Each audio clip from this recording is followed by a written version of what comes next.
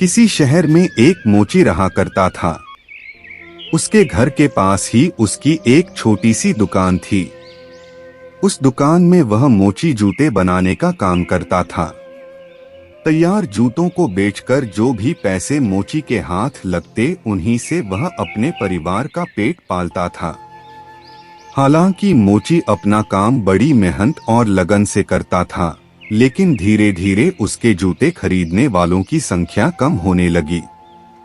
ऐसे में उसे कम दाम पर अपने तैयार जूतों को बेचना पड़ता था। इसका नतीजा यह हुआ कि समय के साथ उसका सारा जमा पैसा भी खत्म हो चला।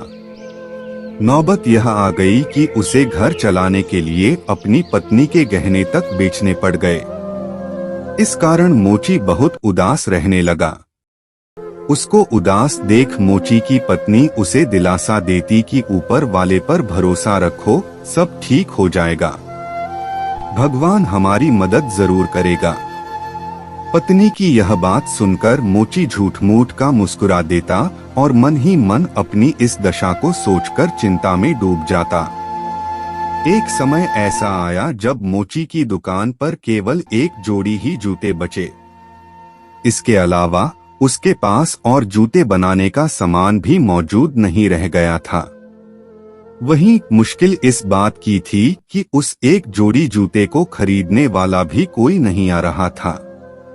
जब कई दिनों तक उन जूतों को खरीदने कोई नहीं आया तो मोची उन जूतों को लेकर बाजार की ओर चल दिया। बाजार में मोची के जूते बिक गए। जूते बेचने के बाद जो पैसे मिले, मोची ने उससे घर का जरूरी सामान खरीदा और घर वापस आने लगा। लेकिन तभी अचानक रास्ते में उसकी नजर एक बूढ़ी औरत पर पड़ी।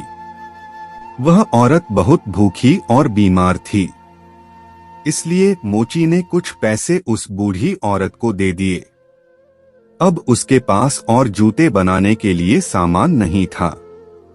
वह दुकान लौटा और वहां उसने एक चमड़े का टुकड़ा बचा देखा।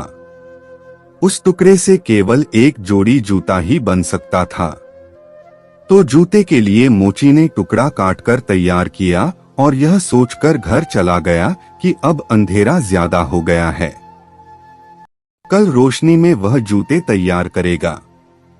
अगली सुबह जब वह जूते बनाने के लिए दुकान पहुंचा तो उसे वहां कटे हुए चमड़े के टुकड़े की जगह एक तैयार जूते की जोड़ी मिली।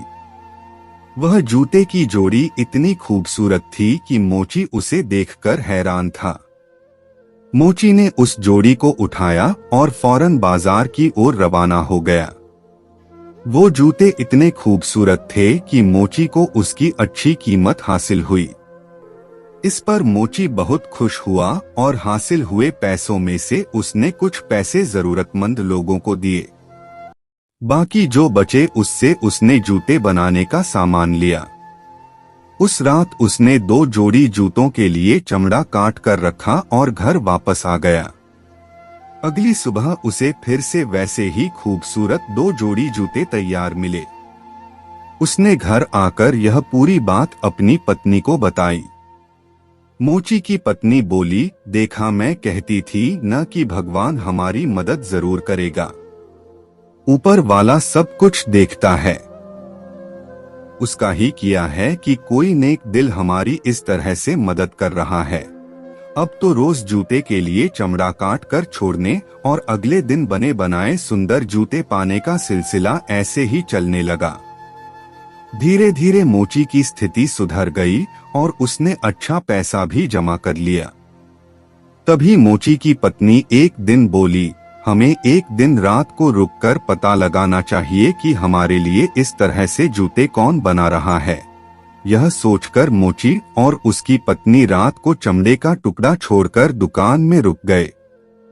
तभी उन्होंने देखा कि 3 बौने खिड़की से दुकान में घुसे और खुशी खुशी जूते बनाने लगे। पूरी रात खूबसूरत जूते बनाने के बाद वह तीनों बौने खिड़की के रास्ते ही वापस चले गए। यह सब देखने के बाद मोची और उसकी पत्नी आपस में बात करने लगे कि इन 3 बौनों ने हमारी बहुत मदद की है, इसलिए हमें भी इनके लिए कुछ करना चाहिए। इन्हें कुछ उपहार देना चाहिए।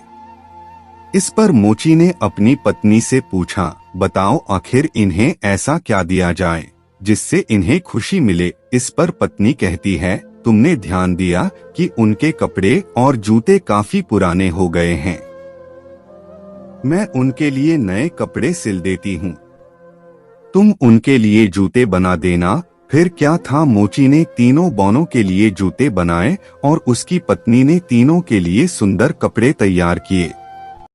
बाद में उन्हें ले जाकर दुकान में रख दिया और उस रात उन्होंने उन बौनों के लिए चमड़े का टुकड़ा नहीं छोड़ा।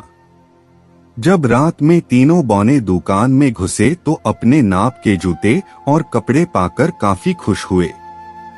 उन्होंने कपड़े और जूते पहने और खुशी खुशी वहां से चले गए। उस दिन के बाद से कुछ दिन तक मोची ने गौर किया कि उसके द्वारा छोटे गए चमड़े के टुकड़े वैसे ही पड़े मिलते हैं। मोची समझ गया कि अब बौने उसकी मदद के लिए वहां नहीं आएंगे। उसकी स्थिति सुधर चुकी है और उसे अपना काम खुद करना होगा। इतने दिनों में मोची को लोगों की पसंद का अच्छी तरह अंदाजा हो गया था, इसलिए उसने पूरी मेहनत के साथ बौनों जैसे जूते बनाए और उन्हें बाजार में बेचा। मोची द्वारा बनाए गए जूते भी लोगों को बहुत पसंद आए और उसका काम अब अच्छा चलने लगा। कहानी से सीख, दूसरों द्वारा की गई मदद का आभार माने और उनसे सीख लें, न